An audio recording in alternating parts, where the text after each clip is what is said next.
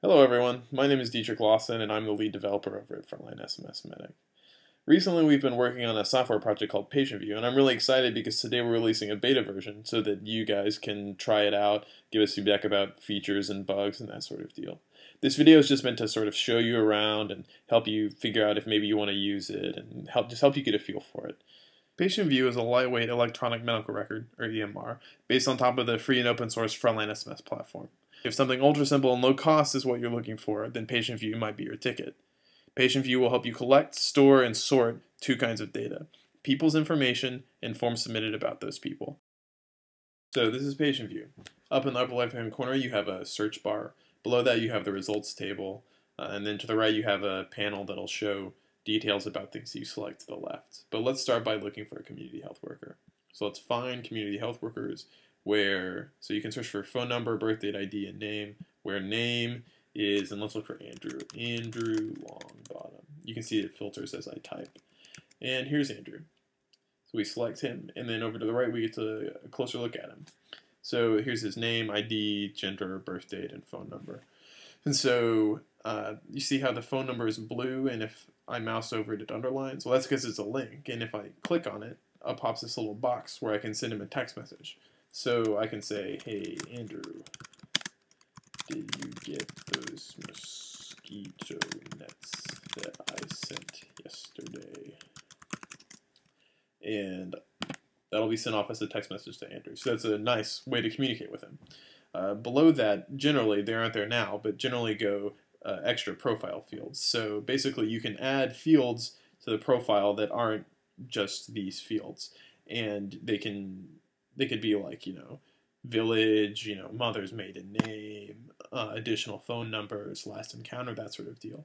And when you have those added, you click edit profile and it allows you to change those for that community health worker. And so if you want to see more about this community health worker, then you want to open the community health worker record. So let's open his record. And so over to the left, this looks familiar. This is essentially what you just saw. You have his core profile, and then below here would go additional profile fields. This would take us back to the main search screen, and this would allow us to edit his profile. But here you have some tabs. So you have submitted forms tab. This just shows us all the forms that he has submitted about anybody ever. So you can look through and then see what he submitted to the right. And you can filter it by form. So let's look at all the ARV adherence forms. You can also filter it by date. So if we want to look at the ones that were submitted near August 14th in 1980, then we type that and it orders the form responses by their distance from 1980. So that's pretty cool. And now let's go to the SMS messages tab. Up here you'll see a box for sending SMS. It's just another way to communicate with him. And then below that you'll see a box that allows you to browse through all SMS messages. You have like a few filtering options and you can search and stuff like that. So like this, and you can look through them. And so again, this is just a way to browse through all relevant information to Andrew. But let's go back and do some other things.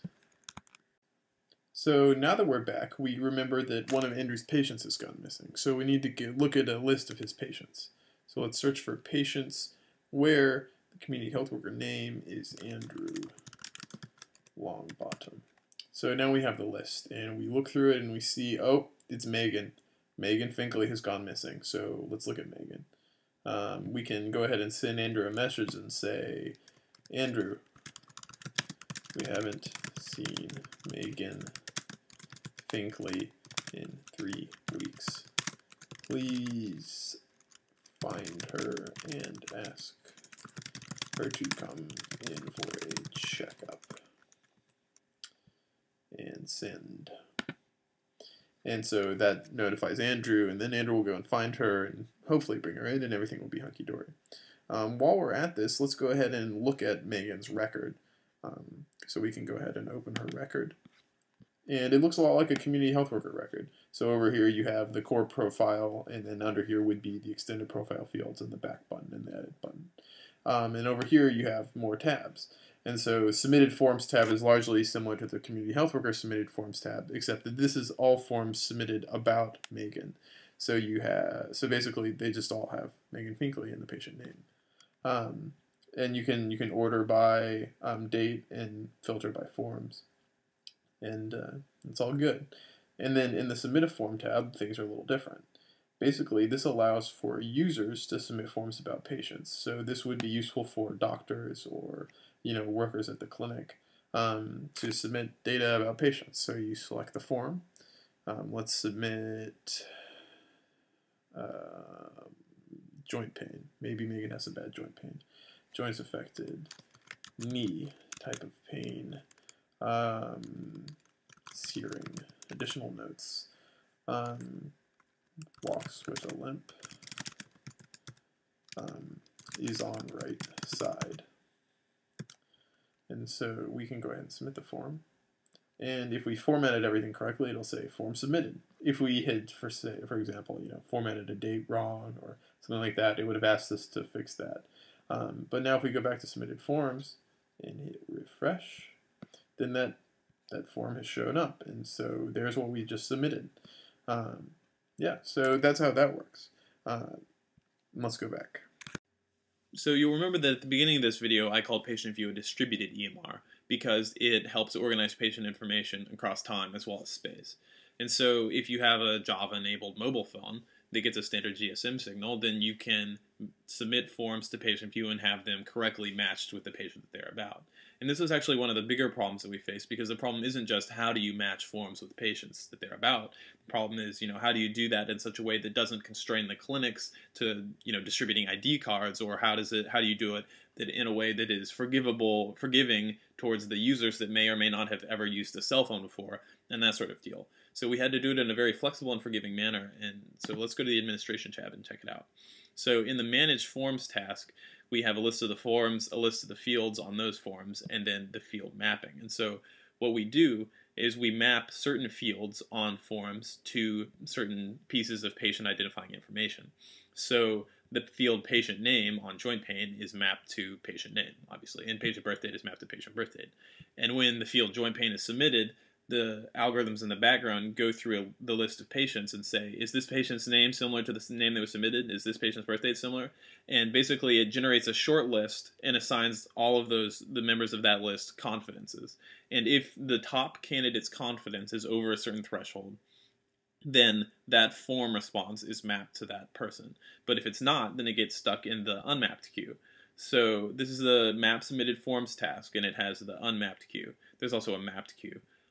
But basically, it just has a list of all the form responses that were submitted that the system doesn't really know what to do with. So you have, let's look at the first one. So the person looks like they were trying to text in max a million whelp, but they accidentally texted in that. But the system has decided that it thinks that it's max a million whelp correctly, and so we can just say map to this person. That is correct. And then in this one, it looks like Charlie Bayart and Charlie Ballard. That might not be the person that the system thinks it is, so let's look at more candidates.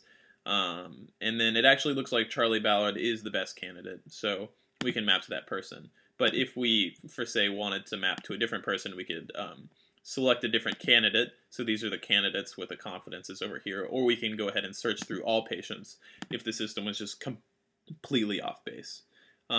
Anyway, so that's the unmapped queue. There's also a mapped queue where you can change past mappings that were potentially wrong, or things of that nature. So that's about it for our demo. Before I let you go, there's a few things I just wanted to show you. So a lot of the things that I've been talking about can be configured over here in this task panel in the administration tab. Second thing is a lot of the things that are going on here are completely new to Frontline SMS. We took lots of measures, including role-restricted access, password protection, and other data security measures that we felt were completely necessary for Frontline SMS. So we're taking security very seriously.